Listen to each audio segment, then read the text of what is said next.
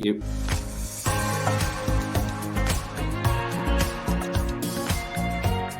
Please welcome the CEO of Grenada Tourism Authority, Petra Roach, and Principal at Deloitte Consulting, Ramya Murali, in conversation with Skift Global Tourism reporter, Lily Girma.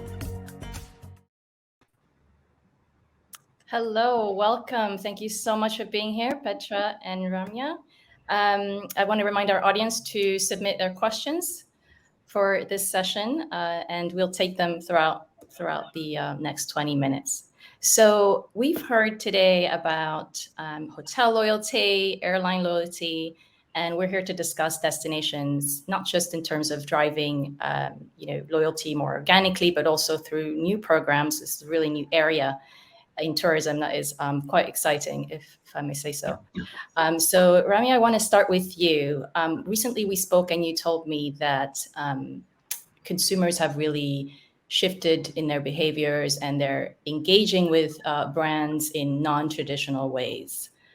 And I'm wondering if you could tell us sort of what stood out to you the most, and also what destinations could learn moving forward about driving loyalty in general. Yeah, absolutely.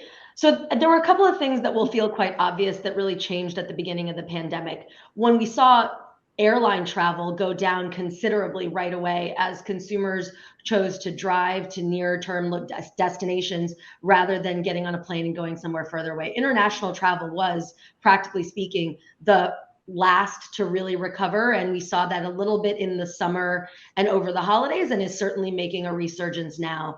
But within that context, what it forced a lot of big brands to do was to rethink some of the orthodoxies that they had about how they ran their loyalty programs. What were the things that consumers cared most about? I think Rob mentioned it a little bit in the previous discussion, whereas we cared about being able to redeem for stays and for upgrades and for other perks related to travel.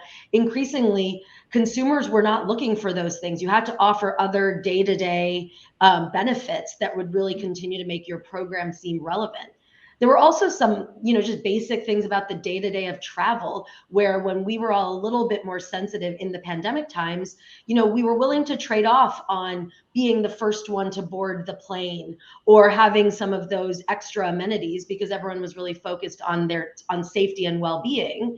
And it's forced a lot of the airlines and hotel companies to say, what are some of the trade-offs that they can make to make their experience feel safe and to still make their most loyal customers feel, really like cared for. And so destinations also saw that sort of desire for something more. Absolutely. I think it became even more important for destinations to really figure out what is the hook that makes your destination feel like a must attend for a consumer. How does it feel safe? How does it feel inviting? And how does it offer the types of experiences that make it worth it for travelers to step out of their comfort zone?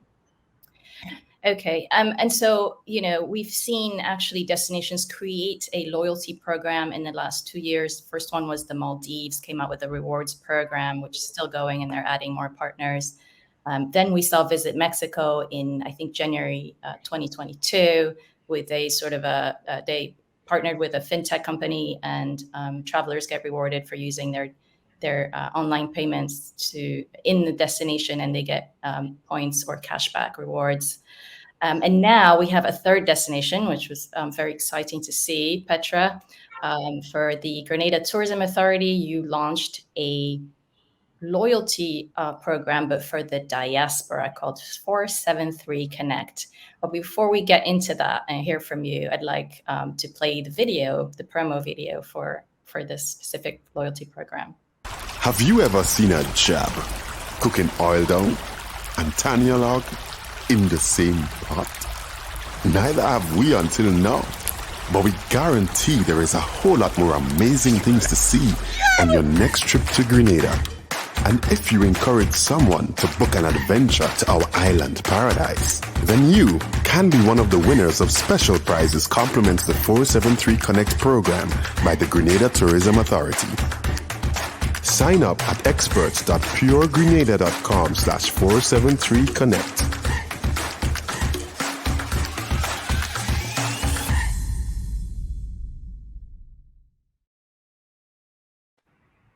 Fantastic. I have to say that within the first 2 minutes, I was already sold. But Me too. this is this was so well done. And so this is for the diaspora, however. So why now, and why the diaspora who are always been around and always gone back home? Thank you so much for having us here today, Lily. Why the diaspora? Because the diaspora really are the unsung heroes who promote our island tirelessly and organically. And, you know, traditionally, there's been no expectation of anything in return. And if you think about it, we've got 112,000 people on the ground locally, but in the diaspora, we've got 360,000.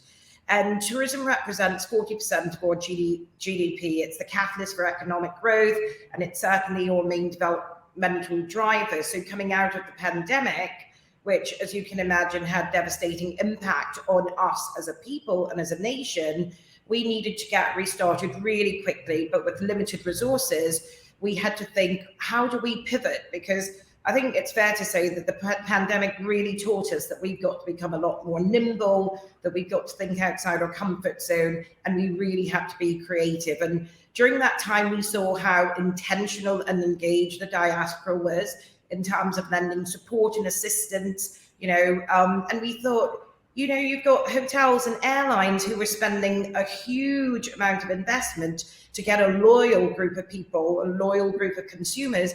And here we've got this wonderful grouping in front of us, and we're not using them. So, that organic loyalty, I think, has a lot to account for, and it was being overlooked. So can you give us sort of the highlights of how this program works? So again, it's really about institutionalizing the organic efforts that the diaspora would have done before. You know what it's like when you come from somewhere, that's the thing you're most proud of. You want to tell everybody about every nook and cranny. So we thought, why not actually create a tangible program that the diaspora could get their feet into, that they could get invested in, where they literally become our extended sales force, and we can celebrate them at the same time and provide a form of reward. So again, if you think about it, we always, the thing that was lacking was that we didn't have a training program. So what we did is we took this grouping of people and thought we would train them and give them the assets as we would a travel agent or a travel advisor, because ultimately, in terms of our distribution globally, that's how we will have most visitors come to the shores. So we've got a program which they sign up to. They actually go through a 12-module training program. We do things like promotional evenings. We've got fam trips, which they also come down to attend. When they actually get their program, they then get a discount card. So that means that the next time they're in Grenada, they actually have access to discounts for bars and restaurants and hotels. We even have Sol, which is a petrol station. We've even got them signed up for discounts. Nice. And also people get their own certificates. Okay. Which they can actually display proudly in their homes or at their offices to say that they're a bona fide certified member of the 473 Connect. And I don't know if everyone's aware that 473 is actually our area code. So again, it's about pulling at that nostalgia of the destination, pulling at those heartstrings, the navel strings, and lending your energy and resources behind driving new business into the country. Fantastic. Okay, so Ramya, we've just heard about Grenada's loyalty program for the diaspora. You also know about the Maldives and Mexico.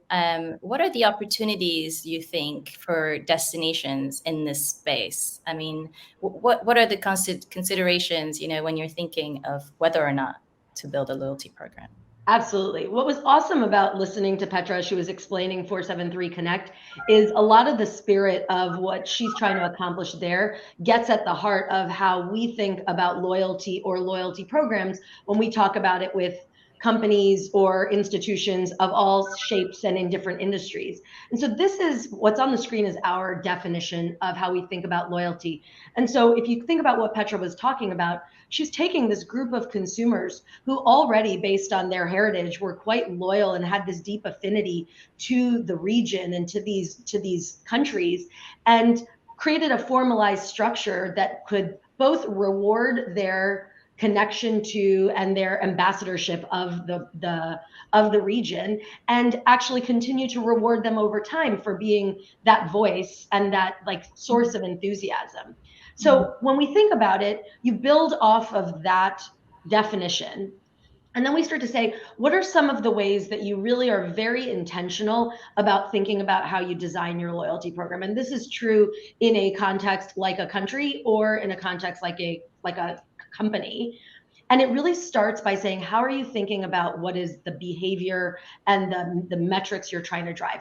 Many, many years ago, loyalty programs were about driving marketing and eyeballs. But even in what Petra's describing, this is about driving real, tangible value that can be demonstrated. And so how do you make sure you're designing a program that corresponds to both the customer behavior you're trying to drive and how you want to see that demonstrated in enterprise value or in GDP, or whatever metric.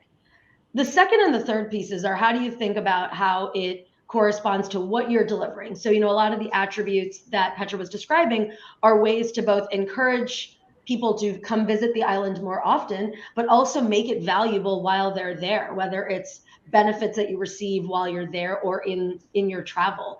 And that'll help continue to create over and over again those incentives for a consumer to continue to engage with a brand or with a program.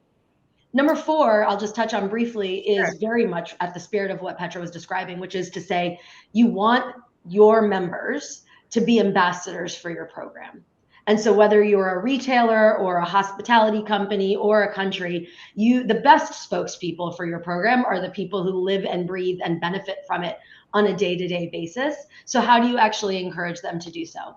And then lastly, how do you think about constantly evolving your program over time? So the thing I would say to any of these programs is you have to continue to think about what comes next. How do you continue to make your program relevant? And certainly COVID taught us that staying still means you become stale. And so you always have to think about what you're doing. So this is just, how we talk to many companies about the way they're thinking about their program, whether it's starting from scratch or continuing to refresh and evolve it. Very interesting. And I mean, there is a difference between, driving loyalty and finding ways to drive loyalty versus actually creating a program. Absolutely. So, I mean, some destinations have become very well known. Their brand is very strong, and so they drive that loyalty somehow. Like, say Orlando and Disney World. And so, I'm wondering, sort of, when do you decide, between the two? Yeah, it's a great question. And I will say, more often than not, we do start with the question of, you can be totally committed to driving loyalty. And that is an important thing for any country or city or company to do. But you don't always need a program to do that. Programs are expensive. They require a lot of maintenance. And frankly, they set an expectation with the consumer that you will have to continue to maintain. I think, when you start to think about what are the layers of benefits or experiences, there's a certain complexity that you get to where housing it within the formal parameters of a program can be very helpful. But a lot of times you can start by using some of those levers, driving some of those emotional connections to a brand without necessarily having to go through the steps to build a program. I think that in this particular instance, what's really lovely about what 473 Connect does is it's focused on a very specific customer segment. It's focused on driving a very specific type of behavior. And that is a logic that does lend itself to programs. I think when you're trying to drive broad scale awareness, eyeballs, just incoming traffic, sometimes there are other levers that you can pull that don't require all of the trappings of a program to drive those same outcomes. Got it. Petra, one of the things that stood out to me when you were telling me about this program was that it actually didn't cost you a lot to set it up because you already had that platform and the assets for the travel industry. And now you're scaling up. So tell me a little bit about how you hope to scale up and what your next steps are in training, I guess. Yeah. So as you rightly said, this is something that we would use with our travel advisors. So again, I think there's nothing that is more organic and pure than somebody who is speaking from a very authentic space. In terms of where we go next, we're going to be moving to a point system where they then collect points based on the recommendations that are made, and then those points are used then to actually be redeemed for local attractions and local stays, etc. But where we go from there is that we then expand the audience to whom we're talking to. So we've got a large number of people who are repeat visitors. We've also got a university here. We've got St. George's University, and there's a strong alumni here. And they will then become the second and third phases of our target groupings. As you can imagine, with anything that's technical, there are loads of bits that we need to be ironing out, and this is an ongoing process. We want for it to be as seamless and seamless and stress-free for the user, so that we don't have any attrition, or as little attrition as possible. So that's the priority before we then expand to the second phases. I'm actually wishing there was a reward program like that for the Caribbean. I mean, even just, for destinations, so that I could have racked up like so many by now. So there was a lot of talk about sustainability. And my colleague Wouter was mentioning baking sustainability, as he said it, into loyalty. And, there's been a general push for regenerative tourism experiences, sustainable tourism experiences in the destination. I mean, do you all see this as a viable way to bring in more folks and to bake that, quote unquote, into loyalty? Ramya, do you want to take that first? Absolutely. I do think that the key to introducing any community mission-driven causes like sustainability is really ensuring that you're doing it in a way that is consistent with and aligned with whatever the brand might be, right? I think that where those efforts occasionally fail is where any organization is doing it because it's a thing that they're supposed to do, instead of being a thing that actually connects to the identity of the brand. Now, we know that for a lot of the islands and the countries in the region, that sustainability and thinking about how we're preserving the space is really core to the identity of a lot of these countries. And so in that sense, I do think it makes there's a ton of value there. I think the continued question will be, does the economic case for sustainable travel and wellness related travel track for consumers, right? Does that become, is it cost prohibitive, or does it, because there was a trend not that long ago where those types of travel experiences were largely in the luxury space and not necessarily something that would be available to the masses. And so I think that would be the ongoing question. And yes, go ahead, please. I can jump in here because, funnily enough, we've also launched a volunteerism program not too long ago. And it really started from the perspective that, in terms of the customer behavior and how it had changed, people were looking for that opportunity to stand still, be reflective, think about being a good citizen, and also making sure that they have the give back element to their holiday. So we've put together a very broad-based volunteerism program because we believe that people who are invested and get up close and personal with our community, they will repeat, they will return, and therefore we increase as with the visitor loyalty. We've got opportunities which cost absolutely nothing. So they can go and plant a tree in the mangrove. They can go and teach a child to swim. We have regenerative reefs here where we've got, can plant coral, etc. There are beach cleanups, there are lionfish hunts, so it's all an integral part of our product that we're offering. So it's nothing contrived, it's just a natural extension. Right. And I feel strongly that, we've seen when people start, they're like, oh my gosh, well, we've got to come back and see what this looks like next year, or we've got to make sure that we also do a drive and send some supplies to assist with the kids, when they're swimming. So people want to feel good about themselves. Yeah. And we also, I think the Caribbean for a long time has always been the receptor of, you know, the knowledge and the experience of people externally. But actually, locally, I can tell you that we have got so many phenomenally brilliant talent who can tell you about all the medicinal, medicinal purposes for the local plants, and also what we're doing in terms of mitigating climate change, etc. So we want to make sure that we've got a seat at the table and we can share some of the innovative ideas that we're engaged in on the island as well, and complement those with what is coming in from the visitors as well.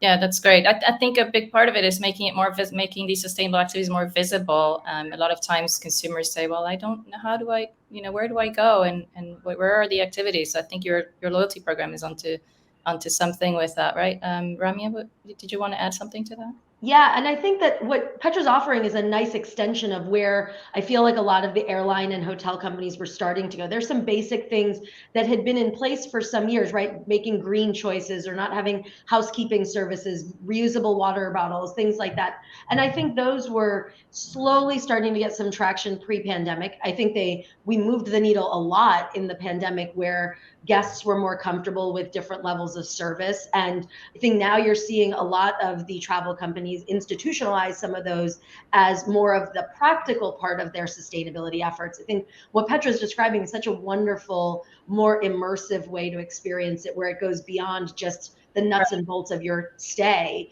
to say, how can it actually be accretive to your experience? And hopefully it'll become more and more the norm. Well, thank you both so much. We're out of time. But thank you so much for joining us, Petra and Ramya. That was a really great insight on the future of loyalty for destinations. Awesome. Thank you so much. Thank you.